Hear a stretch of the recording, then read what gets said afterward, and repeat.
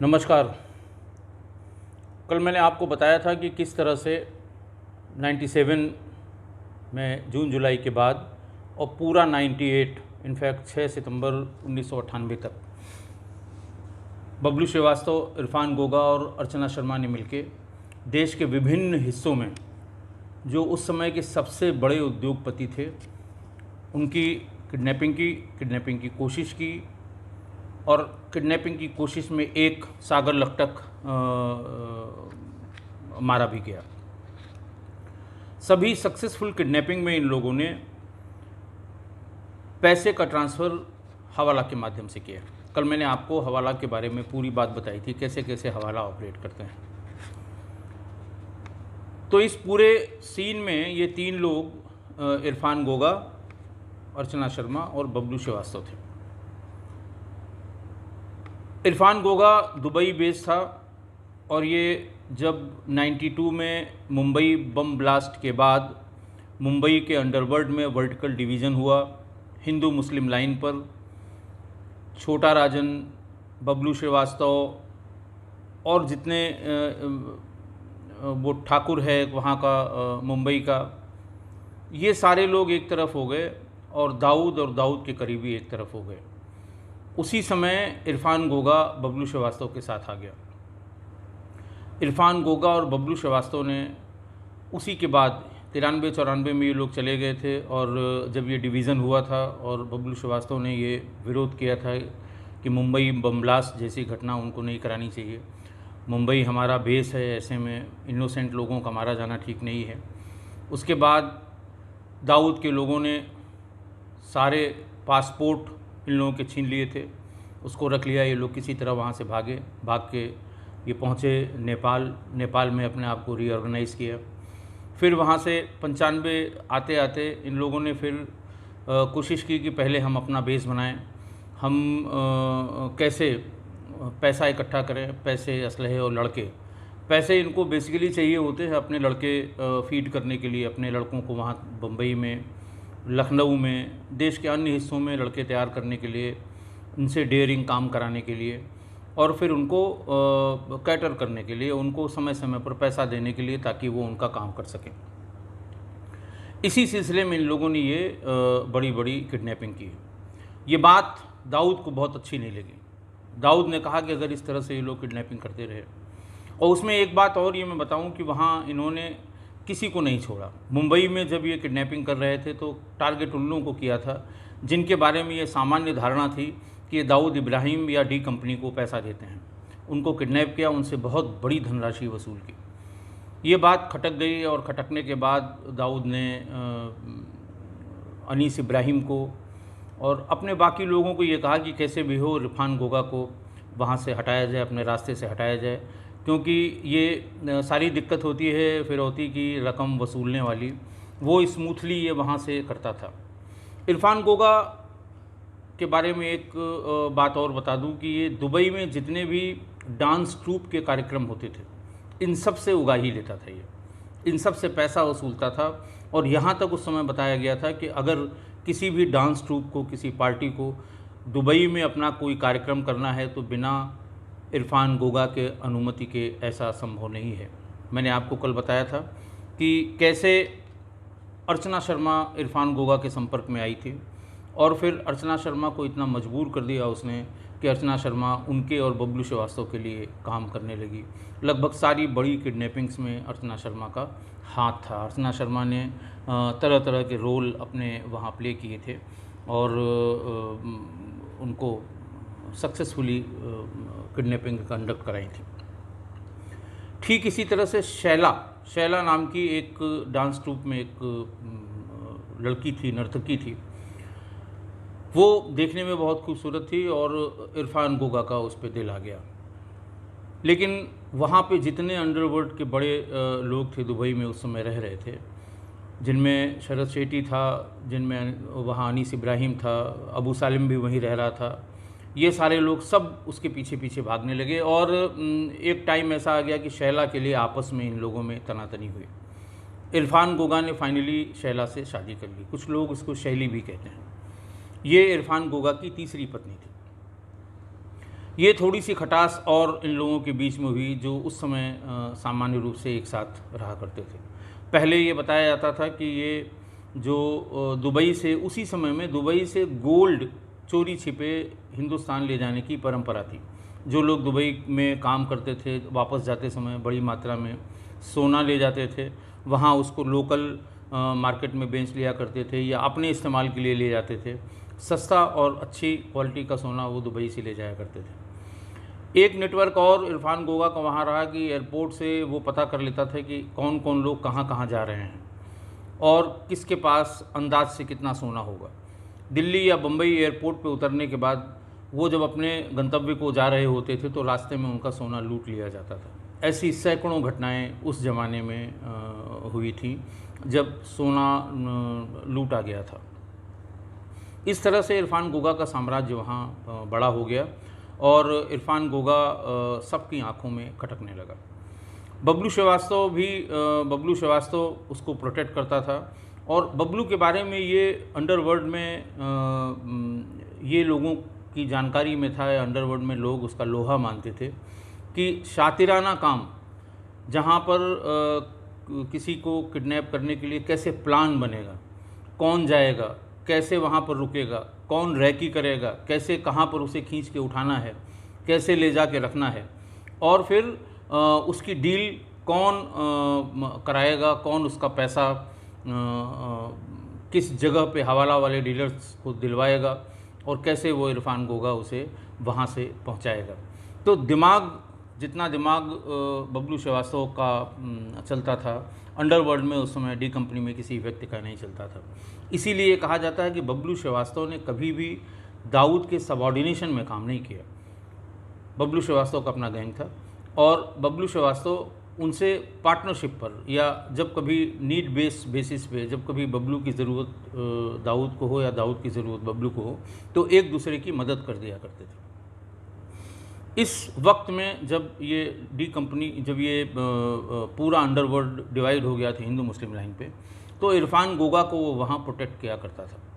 इसी बीच में बबलू श्रीवास्तव को ये पता लगा कि इरफान गोगा को ये लोग मार सकते हैं, क्यों, और हमारा वो की आदमी है वहाँ पर, जिस तरह से वो हमारे लिए हवाला के सारे ऑपरेशंस दुबई में रह के चला रहा है। उसने वार्निंग भी दी कि इरफान, तुम जिस किसी से मिलना हो, जो भी तुम्हें डील करनी हो, वो दुबई में पब्लिक प्लेस पर करो। दुबई में बहुत सख्त कानून है और इस तरह के क्राइम बीच शहर में, भीड़ भाड़ की जगह में, किसी रेस्टोरेंट में या कहीं बाज़ार में अगर किसी की हत्या हो जाती है तो उसमें दुबई पुलिस बहुत सख्ती से पेश आती है और ऐसे में सरवाइव करना उन लोगों का जिन्होंने ये कारित किया है उनके लिए बहुत मुश्किल होगा। लेकिन दाऊद बहुत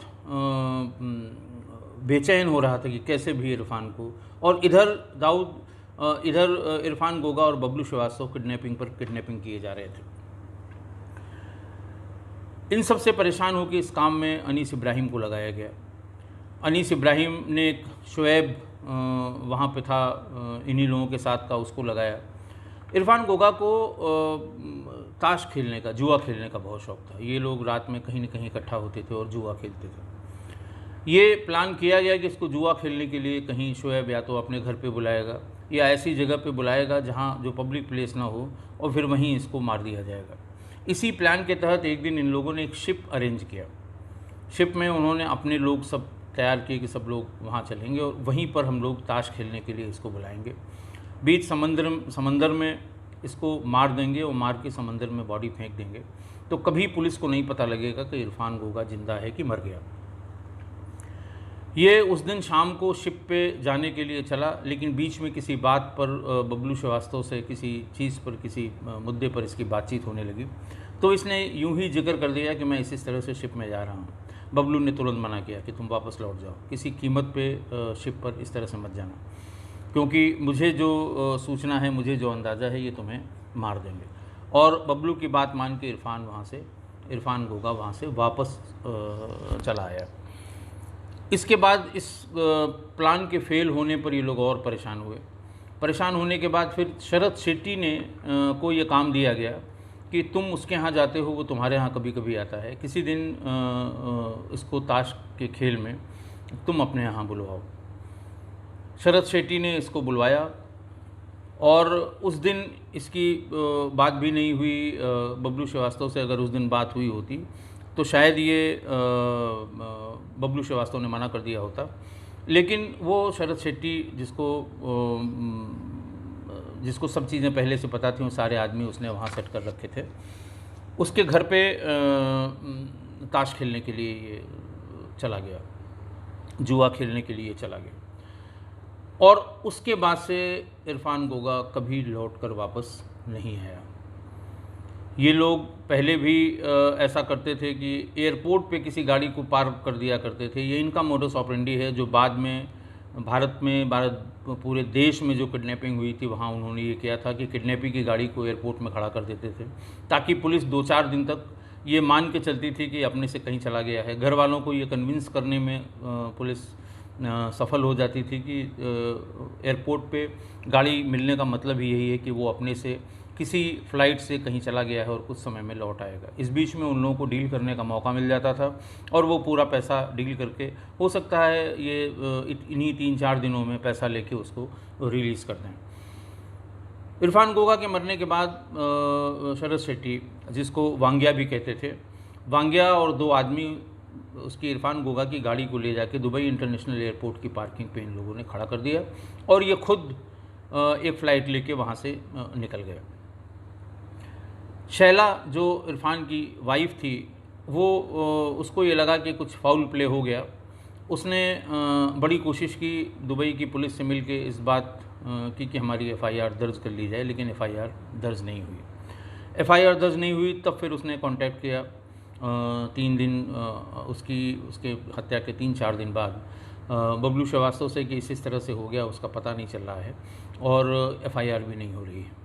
तो फिर बबलू श्रीवास्तव ने अली बुदेश को संपर्क किया। अली बुदेश शायद इस पूरे सिस्टम में, इस पूरे घटनाक्रम में, इस पूरे कार्टेल में सबसे बड़ा एक्सटॉर्शनिस्ट था। अली बुदेश ने एक पॉकेट मार की तरह अपनी क्राइम की शुरुआत की थी मुंबई से, जहां पिक्चर हॉल्स में जब नई फिल्म लगती थी, ज़्यादा भीड़ होती थी, तो वहाँ इसने पॉकेट मारी शुरू की। फिर पॉकेट मारने वालों का एक पूरा गैंग खड़ा किया। फिर वहाँ से रेलवे स्टेशन और बस अड्डों पे इसने अपना काम शुरू किया। धीरे धीरे एक्सटॉर्शन में ये माहिर हो गया और जब पुलिस का बहुत दबाव पड़ा तो वहाँ से ये बहरीन चला गया। बहरीन में भी वहाँ गल्फ़ कंट्रीज़ में जो इंडियंस रहते थे, इंडिया, पाकिस्तानी या बांग्लादेशी, उनसे ये एक्सटॉर्शन का काम, वो जहाँ के रहने वाले थे, वहाँ के किसी मसले को छू के वहाँ के किसी मसले पे इनसे एक्सटॉर्शन करने लगा। बहरीन की राजधानी मनामा में इसने अपना एक ऑफ़िस भी खोल लिया। ट्रैवल का संभवतः ये ऑफ़िस था और वहीं से ऑपरेट करने लगा। बबलू श्रीवास्तव ने इसको फ़ोन किया कि ऐसा लगता है कि इरफान को इन लोगों ने मार दिया है और उसकी FIR भी नहीं हो रही है, तो तुम चले जाओ दुबई और वहाँ इसकी FIR, उसकी बीवी शैला वहाँ परेशान हो रही है और तुम जाके इसकी FIR कराओ।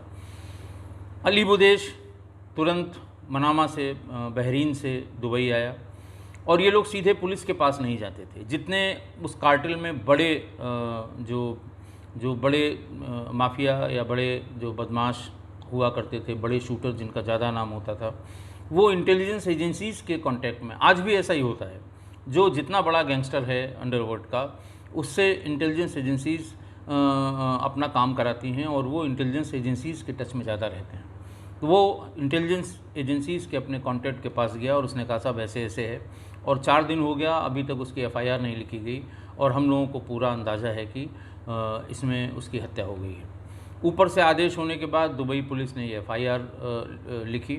FIR में शैला ने बहुत लोगों को नामजद कराया। उसमें अनीस इब्राहिम भी था, उसमें अबू सालिम भी था, उसमें मोहम्मद दौसा भी था, उसमें वांग्या यानी शरद शेट्टी था, मुस्तफ़ा मजनू था और एजाज़ पठान था। इतने लोगों को उसने नेम्ड कराया। 2-3 लोग और थे जो उसमें नेम्ड किए गए और नेम्ड करते ही दुबई की पुलिस ने इसमें एजाज़ पठान, मोहम्मद दौसा, अनीस इब्राहिम, अबू सलेम और ये मुस्तफ़ा मजनू, इन सबको गिरफ़्तार कर लिया। इनकी गिरफ्तारी जैसे हुई और वैसे ही अली बुदेश वापस चला गया। पुलिस अपने काम में लगी रही, कोशिश ये करती रही कि इसकी बॉडी का पता लगे, लेकिन जो पता लगा उसे बहुत ढेर सारी गोलियां इन लोगों ने वहीं वांगिया के यानी शरद शेट्टी के घर पे मारी थी और उसके बाद लाश को डिस्पोज कर दिया था। कुछ दिन में 2-4 दिन बाद ये भी पता लगा, क्योंकि एजाज़ पठान इसका अली बुदेश का बहुत अच्छा मित्र था। एजाज़ पठान के लोगों ने अली बुदेश से संपर्क किया और ये कहा कि देखिए साहब, लिखवाया तो सब था, लेकिन आप जानते हैं एजाज़ पठान का इसमें कोई लेना देना नहीं था, पुलिस ने उसको ज़बरदस्ती गिरफ्तार किया है। ये बात सुन के वो चौंका, क्योंकि उसे ये जानकारी नहीं थी कि एजाज़ पठान को भी पकड़ लिया गया है। वो फ़ौरन बहरीन से भाग के दुबई आया, फिर उन्हीं लोगों से संपर्क किया और कहा कि भाई एजाज़ पठान का इसमें कोई लेना देना नहीं है और एजाज़ पठान को उसको कैप्टिविटी में पुलिस की कस्टडी से उसको रिलीज़ कर दिया जाए, और उसकी बात मानी गई। एजाज़ पठान को छोड़ दिया गया। एजाज़ पठान उसके साथ आ गया। इस बीच में छोटा शकील ने शैला को फ़ोन किया कि देखिए ये सब अपने ही लोग हैं और परिवार में ऐसा नहीं किया जाता, जो हुआ वो हुआ, मुझे पता नहीं कैसे हुआ, लेकिन अभी अपना वापस कर लो तुम। अब तुम न वो ज़िंदा होगा, न इन लोगों के वहाँ भीतर जाने से या इनके सज़ा होने से तुम्हारा कोई भला होगा, तो ये अपना वापस ले लो। और 25 लाख रुपए में, उस ज़माने में 98 में 25 लाख रुपए की डील हुई है। ये बात कोई नवंबर-दिसंबर 98 की है। 25 लाख में डील हुई। 25 लाख रुपए शैला ने लिए और अपनी कंप्लेंट वापस ले ली। दुबई पुलिस से अपनी कंप्लेंट वापस लेने के बाद इन सभी लोगों को छोड़ दिया गया। बाद में हमारी भारतीय इंटेलिजेंस एजेंसीज़ ने बहुत कोशिश की कि ये केस को दोबारा रिवाइव करके और अनीस इब्राहिम को वहाँ एक्सट्रेडिशन करके भारत ले आया जाए, लेकिन ऐसा नहीं हो पाया।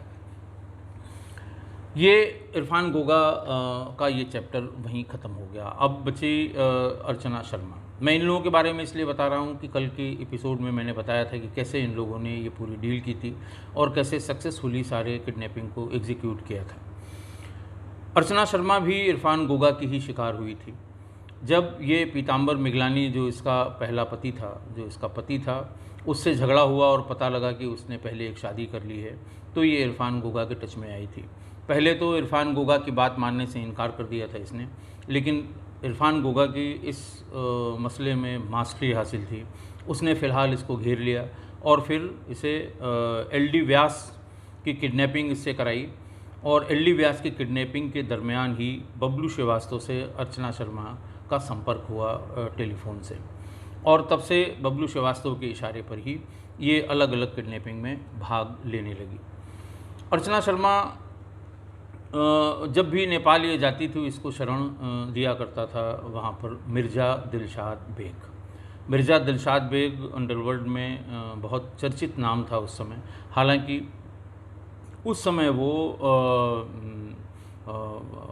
नेपाल में मेंबर पार्लियामेंट था और भारत का वो हिस्सा जो नेपाल से लगता है, वहीं उसकी सारी एक्टिविटी होती थी। उसके प्रभाव को देखते हुए आईएसआई ने उसका इस्तेमाल शुरू किया और भारत विरोधी गतिविधियों में वो शामिल हो गया। 2 बड़े काम उसके जिम्मे किए गए थे, एक फर्जी पासपोर्ट बनवाने का, दूसरा असलहों को जो दूसरे देशों से नेपाल के माध्यम से हिंदुस्तान में भेजे जाने थे, उसको सेफ पैसेज दिलाने का काम मिर्ज़ा दिलशाद बेग करने लगा। पासपोर्ट के लिए डी कंपनी के लोग जिस किसी को, या आईएसआई जिस किसी को पासपोर्ट बनवाने के लिए जहाँ कहीं से ले आते थे, जैसे बाहर से आईएसआई के एजेंट हिंदुस्तान के किसी भाग से आया, नेपाल पहुंचा, काठमांडू में मिर्ज़ा दिलशाद बेग के लोगों से उसका संपर्क करा दिया आईएसआई ने, और ये कहा कि इसको एक नेपाली पासपोर्ट बनवा दीजिए, इसे पाकिस्तान जाना है ट्रेनिंग के लिए। तो ये पासपोर्ट बनवाने का काम मिर्ज़ा दिलशाद बेग करता था।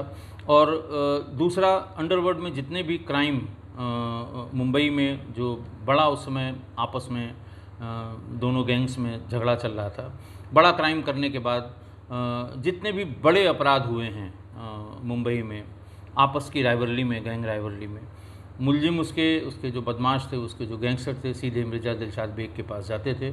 मिर्ज़ा उनको रुकने की सुरक्षित जगह देता था और वहाँ से उनको, जब तक उनके आका उनको आदेश नहीं करते थे, तब तक वो सुरक्षित वहाँ रहते थे। बाद में उन्हें वहाँ से ज़्यादातर बैंकॉक और सिंगापुर जाने के लिए उनका इंतज़ाम किया करता था। ये बहुत बड़ा सरदर्द हो गया था उस समय भारतीय पुलिस के लिए। एक काम वहाँ उसने और किया अपने लड़कों को रोज़गार देने के लिए, कि जितनी भी गाड़ियाँ दिल्ली से, गुजरात से, मुंबई से, मध्य प्रदेश से और उत्तर प्रदेश के अलग अलग भागों से, और कभी कभी तो कलकत्ता से भी, उस समय नई गाड़ियाँ, लग्जरी गाड़ियाँ, यानी शोरूम से वो आईं और 10 दिन 15 दिन के भीतर वो चोरी हो गई। गैराज में खड़ी है, कैंपस में खड़ी है, थोड़ी देर के लिए कोई बाहर निकल के किसी दुकान के सामने खड़ा किया और वो गाड़ी चोरी हो गई। चोरी होने के बाद वो सड़क के रास्ते से, देखिए उस समय टोल नहीं थे, सीसीटीवी कहीं नहीं थे, तो आराम से वो दूसरी नंबर प्लेट लगा के, या कभी कभी वही नंबर प्लेट लगा के, सामान्य रूप से गाड़ियों के कागज़ उसी गाड़ी में उनको मिल जाते थे और ये चुपचाप चले जाते थे। जो नॉर्थ ईस्ट से या वेस्ट बंगाल से जो गाड़ियाँ उठाई जाती थीं वो दार्जिलिंग के रास्ते नेपाल पहुंच जाती थीं, और बाकी सब जगह मुंबई से आने वाली सब गाड़ियाँ मध्य प्रदेश के रास्ते, दिल्ली और उत्तर प्रदेश से आने वाली सब गाड़ियाँ बिहार नेपाल, वो उत्तर प्रदेश नेपाल बॉर्डर पे या बिहार नेपाल बॉर्डर से भीतर चली जाती थी। एक बड़ा सा वहाँ पर उसका कार सेल का कंपार्टमेंट था मिर्ज़ा दिलशाद बेग का, जहाँ पर ये गाड़ियाँ खड़ी हो जाती थी, और वहाँ से इनके ख़रीदार चाहे जहाँ के हों, खासकर अगर नेपाली हैं तो उनको कम दाम में अच्छी गाड़ियाँ, जो नई गाड़ियाँ आती थी वो मिल जाती थी। एक बार ऐसा हुआ कि एडीएम सिटी लखनऊ थे, उन्होंने अपनी बेटी की शादी के लिए नई फिएट गाड़ी खरीदी थी और अपने कैंपस में खड़ी कर दी थी। 2-4-6 दिन बाद ही उनकी बेटी की शादी होनी थी, और खड़ी की उन्होंने, तीसरे चौथे दिन वो गाड़ी चोरी हो गई। बहुत हल्ला मचा। जैसे आप जानते हैं, अखबार तो ऐसा लिखते हैं जैसे कि पुलिस ने ही चोरी करा दी, पुलिस कुछ नहीं कर पाई, अभी तक खाली हाथ है पुलिस। इस तरह की तमाम बातें अलग अलग अखबारों में निकलती रहीं। पुलिस बहुत दबाव में आई, लोगों से पूछताछ शुरू हुई, तो सब ने कहा कि साहब एक बार किसी को भेज के नेपाल में उनके मिर्ज़ा दिलशाद बेग के कैंपस में दिखवा लीजिए। सबको उम्मीद यही थी कि गाड़ी वहीं खड़ी होगी। एक टीम यहाँ से रवाना की गई और उसने गाड़ियाँ खरीदने के बहाने वहाँ जाके देखा तो वो नई फिएट गाड़ी वहाँ खड़ी हुई थी। एडीएम साहब, चूँकि एडीएम लखनऊ के एडीएम के बेटी की शादी के लिए ऐसा था, तो सभी की सहानुभूति उनके प्रति थी। काफ़ी लोग गए, यहाँ बहुत बातचीत हुई, लेकिन उस ज़माने में भी बेग ने बिना 25,000 रुपये लिए हुए उस गाड़ी को नहीं छोड़ा। इस तरह की तमाम घटनाएं। दूसरा, अगर कोई क्रिमिनल क्राइम करके वहाँ चला गया है तो वहाँ पर भारतीय पुलिस उसके इलाके में घुस नहीं सकती। इतनी जगह उसने चेक पोस्ट, बैरियर्स लगा रखे थे कि वहाँ पर जाना बहुत मुश्किल था कि कोई वहाँ पहुँच के और अपने मुलजिम को ले आए। हालांकि बॉर्डर्स बहुत पोरस थे, आज भी जितने, आज तो थोड़ी बहुत चेकिंग होती है, उस ज़माने में भारतीय पुलिस वहाँ भीतर आराम से चली जाती थी। काठमांडू को छोड़ के बाकी किसी हिस्से से अगर कोई उनका मुलजिम हो तो स्थानीय पुलिस से बात करके और कभी कभी बिना बताए हुए भी अपना मुलजिम वहाँ से उठा लाती थी। इसी तरह का एक 95-96 के दरमियान एक बड़ा गैंगस्टर था लखनऊ में, आजम घोसी। आजम घोसी ने एक वहाँ बड़ा सेंसेशनल मर्डर कर दिया। ये मर्डर करने के बाद वो सीधे नेपाल गया। जो उसके कॉन्टैक्ट थे, बबलू श्रीवास्तव के कॉन्टैक्ट, चूँकि बबलू लखनऊ का ही रहने वाला है, किसी कॉन्टैक्ट से वो सीधे मिर्ज़ा के पास गया और मिर्ज़ा ने उसको इंटरटेन किया, उसे रुकवाया। ये बात लखनऊ की ही बात चूँकि थी तो लखनऊ में सब लोगों को पता थी। राजा राम पाल उस समय एक बहुत ही तेज़ तर्रार बढ़िया इंस्पेक्टर हुआ करते थे। 2-3 और इंस्पेक्टर्स को मिला के उस समय तत्कालीन एसएसपी लखनऊ ने और डीआईजी लखनऊ ने सब ने मिल के कहा कि भाई आप जाइए, आजम घोसी को वहाँ से पकड़ के ले आइए। ये सारे अधिकारी गए वहाँ, जैसा उन्हें पता था काठमांडू में कहाँ रहने की बात है, उस इलाके में घुस गए। लेकिन मिर्ज़ा दिलशाद बेग के लोगों को ये खबर हो गई कि वहाँ की यूपी की पुलिस, लखनऊ की पुलिस आई है हमारे किसी आदमी को जिसको हमने शेल्टर दे रखा है उसको पकड़ने के लिए। और फिर उनको पकड़ लिया, उनके हथियार ले लिए, उनके कपड़े उतरवा दिए, उन्हें बड़ा बेइज्जत किया और उन्हें मैन हैंडल किया। सबको वहाँ से खाली हाथ वापस लौटना पड़ा। इस घटना के होने के बाद क्या गुजरी होगी पुलिस पर, इसका आप अंदाज़ लगा सकते हैं। और ये तभी तय किया गया कि जो इंटेलिजेंस एजेंसीज थीं वो पहले से ही मिर्ज़ा दिलशाद बेग से परेशान थीं और पूरी पुलिस उत्तर प्रदेश की वो भी उसके इस व्यवहार से और इससे जबकि नेपाल बहुत ही फ्रेंडली देश है, वहाँ इसको ऑफिशियली भी कम्युनिकेट किया गया है, लेकिन कोई बहुत अच्छा रिज़ल्ट आया नहीं। इसी बीच में आईएसआई ने उससे कई और ऐसे ख़राब काम कराए। एक जैसे विक्रम वाही बम्बई से भाग के आया, उसने एक बड़ा मर्डर वहाँ से किया था और उसके शरीर के 4-5 टुकड़े कर दिए गए। उसके धड़ का हिस्सा भारत में, हाथ और सिर का हिस्सा नेपाल में, इस तरह से पाया गया। तो ये भी काम कि जो राइवल ग्रुप का आदमी कहीं उधर कहीं और पे शेल्टर पाया हुआ है, उसकी हत्या भी वहाँ पर होने लगी। फिर पुलिस ने ही स्थानीय रूप से बबलू से संपर्क किया, बबलू श्रीवास्तव से, कि मिर्ज़ा दिलशाद बेग को हटाने के लिए या उसको मारने के लिए, उसे पकड़ने के लिए वही कोई तरकीब बता सकता है। प्रेमा फेसी बबलू ने शायद मना कर दिया। जिस किसी भी पुलिस कर्मचारी ने, अधिकारी ने, बताते हैं कि कोई इनकम टैक्स का कोई अधिकारी उसके टच में था, सेल्स टैक्स का लोकल जो स्टेट सेल्स टैक्स का कोई अधिकारी उसके टच में था। उसके परिवार से उसका बहुत पुराना पारिवारिक संबंध था, उसको भेजा गया। जेल में वो बात करके आया बबलू से, तो बबलू ने कहा अच्छा ठीक है, आप लोग जाइए, मैं कुछ कोशिश करता हूँ। बबलू ने अर्चना शर्मा को ये कहा कि तुमको ये काम दिया जाता है कि तुम नेपाल जाओ और मैं दिलशाद बेग से कह दूंगा, वो तुम्हारे रहने का इंतज़ाम करेगा और उसको ल्योर करो, विनोवर करो, और विनोवर करने के बाद वहाँ मंगे भी रहेगा, फरीद तनाशा भी रहेगा, बाकी और जो तमाम इनके साथ के लोग हैं वो वहाँ मिलेंगे तुम्हें। तो ये लोग छोटा राजन के और लोग थे वहाँ पे, ये लोग वहाँ मिलेंगे, ये उसका काम तमाम कर देंगे। आप जानते हैं कि बहुत ही डेयरिंग टाइप की वो लड़की थी। वो वहाँ चली गई। मिर्ज़ा दिलशाद बेग ने उसके रहने का इंतज़ाम किया। उसने अपने नखरे बताए कि बहुत छोटी जगह है, एक बहुत अच्छा सा फ्लैट उसके लिए दिया गया और बराबर बबलू उसके कांटेक्ट में रहा। वहाँ 15 दिन हो गया, 20 दिन हो गया, 25 दिन हो गया और कई बार इसने कोशिश की कि वो मिलने आए, अर्चना शर्मा ने कोशिश की, लेकिन इरफान गोगा नहीं आया। सॉरी, इरफान गोगा नहीं, मिर्ज़ा दिलशाद बेग उससे मिलने नहीं आया। फिर इसने शिकायत की बबलू श्रीवास्तव से कि वो तो आ ही नहीं रहा है, मैंने कई बार फ़ोन किया और वो आ नहीं रहा है। मोबाइल फ़ोन उस समय थे नहीं, लैंडलाइन फ़ोन था। लैंडलाइन का एक कनेक्शन अर्चना शर्मा ने अपने पास लगवा लिया था और जहाँ पे फ्लैट था उसके बाहर की तरफ ही नीचे एक पीसीओ है, वहाँ पर ये लोग रुका करते थे रोज़। मंगे, फरीद, ये सब लोग, सारे लोग 5-7 लड़के थे, ये वहीं पे रहा करते थे कि जब कभी ये ज़रूरत पड़ेगी ये वहाँ हम लोग वहाँ पहुँच जाएंगे।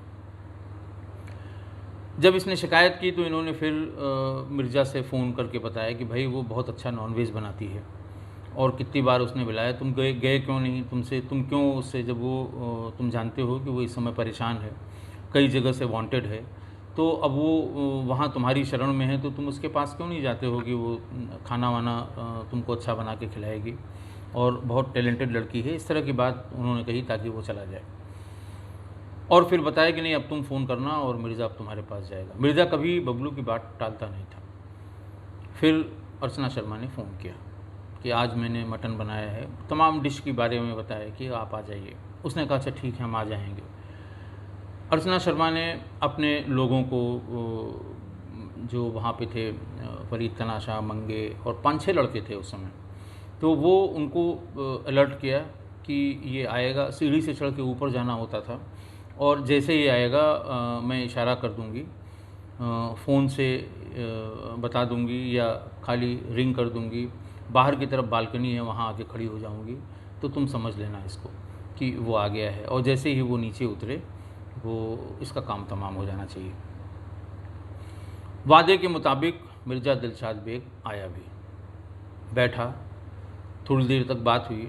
अर्चना खाना परोसने के बहाने भीतर गई और भीतर से वो बालकनी पे चली गई। मिर्ज़ा भी बहुत चालाक आदमी था, उसे डाउट हो गया। थोड़ी देर में उसने कहा कि वो बहुत ज़रूरी काम आ गया है और मुझे तुरंत जाना होगा और नीचे से मुझे लोग बुला रहे हैं, आवाज़ दे रहे हैं। तो उसने कहा नहीं खाना खा के जाइए। उसने कहा नहीं, वो बात करते करते वो उठ के खड़ा हुआ और चल दिया। और इस बार वो पीछे के रास्ते से गया, सामने के रास्ते से नहीं गया। उसे शक हो गया कि कोई न कोई बात यहाँ ज़रूर है, या जो भी उसके दिमाग में आया हो वो पीछे के रास्ते से। जैसे ही वो नीचे उतरा है, अर्चना शर्मा भागते हुए नीचे आई, इन लोगों को इशारा करके बुलाया और बताया कि देखो ये पीछे के रास्ते से निकल गया। इनके पास मोटरसाइकिलें थीं, ये वहाँ से भागे कि अब ये निकल के जाएगा, क्योंकि वो अपनी गाड़ी दूर खड़ी करके पैदल ही अकेले ही अर्चना शर्मा के फ्लैट में आया था। ये भागे वहाँ से, और ये जैसे ही उसके घर के पास पहुँचते, ये अपनी गाड़ी से उतर के अपने घर के दरवाजे के भीतर ही जा रहा था कि मंगे ने ज़ोर से आवाज़ लगाई, मिर्ज़ा भाई। उसने पलट के देखा, उसने कहा ओहो कहाँ, क्या हाल चाल है मंगे भाई। वो इतनी बात कह ही रहा था कि फरीद तनाशा ने एक साथ 7-8 गोलियां उसे मार दी और मिर्ज़ा दिलशाद बेग वहीं ढेर हो गया। उसके बाद ये अपनी मोटरसाइकिलों से भाग के चले आए। आज तक ये पता नहीं लग पाया कि इसको किसने मारा था। ये बात बहुत दिन बाद जब फरीद तनाशा का ये मारा गया वहाँ बम्बई में, उसके बाद ये बात खुली। तो इस तरह से अर्चना शर्मा फिर वहाँ से भाग के चली गई। उसके बाद से अर्चना शर्मा का कोई पता नहीं है। अंतिम बार अर्चना शर्मा को भुवनेश्वर में देखा गया था। उसके बाद ये तमाम तरह तरह की अटकलें, तरह तरह की बातें ये उठती रहीं, जबकि उसको बबलू श्रीवास्तव के लोग भी ढूंढते रहे, उसको डी कंपनी के लोग भी ढूंढते रहे, और सबसे ज़्यादा उसको मिर्ज़ा दिलशाद बेग के लोग नेपाल में ढूंढते रहे। जो इस समय सबसे ज़्यादा प्रचलन में है वो ये है कि उसको नेपाल में ही मरवा के और उसे वहाँ से गायब कर दिया गया। उसके घर वहाँ उज्जैन में भी आज तक उसके बारे में कोई बता नहीं सका कि अब आखिर अर्चना शर्मा कहाँ है। तो इस तरह से ये सारे प्लेयर्स, इरफान गोगा, अर्चना शर्मा, मिर्ज़ा दिलशाद बेग, उस समय 98 में ही ये सब हो गया था। अर्चना शर्मा संभवतः 99 के बीच में या 99 के बाद में वो भी मारी गई। लेकिन उसके बारे में अभी कोई कन्फर्मिटी से, कोई स्पष्ट रूप से ये नहीं बता सकता कि वो अभी ज़िंदा है कि मारी गई। लेकिन उसके बाद से न तो वो कभी दिखाई पड़ी, बबलू गैंग के तमाम लोग उसके बाद पकड़े गए, कभी उसका कोई पता नहीं लगा। और उधर नेपाल में मिर्ज़ा दिलशाद बेग के लोग उसे ढूंढ ही रहे थे, उनको सारी कहानी पता लग गई थी, और डी कंपनी के लोग ढूंढ ही रहे थे, लेकिन आज तक उसका पता नहीं लगा। और अंडरवर्ल्ड का आदमी अंडरवर्ल्ड के किसी आदमी को ढूंढता हो तो इतने दिनों बाद 98 से लेके आज 12 साल 22 साल हो गए हैं, करीब 22 साल हो गए हैं, और उसका पता नहीं लगा है। तो ये माना जाता है कि उसकी भी हत्या करके और उसकी लाश गायब कर दी गई। एक और कथन इसी में है कि चूंकि बबलू श्रीवास्तव के गैंग के तमाम लोगों के राज उसके पास थे, बबलू श्रीवास्तव ने उससे जितने क्राइम कमिट कराए थे उसके राज उसके पास थे, तो कहा यह भी जाता है, ये भी चाहे उसे आप ये समझ लें कि इस तरह की अफवाह है या इस तरह की बात फैलाई गई है, लेकिन ये भी कहा जाता है कि शायद बबलू श्रीवास्तव ने ही उसे मरवा के उसकी लाश गायब करा दी। आज की बात सिर्फ यहीं तक। आगे अगले अंक में फिर जो आगे की क्राइम की कहानी है वो आपको बताऊंगा। बहुत बहुत धन्यवाद।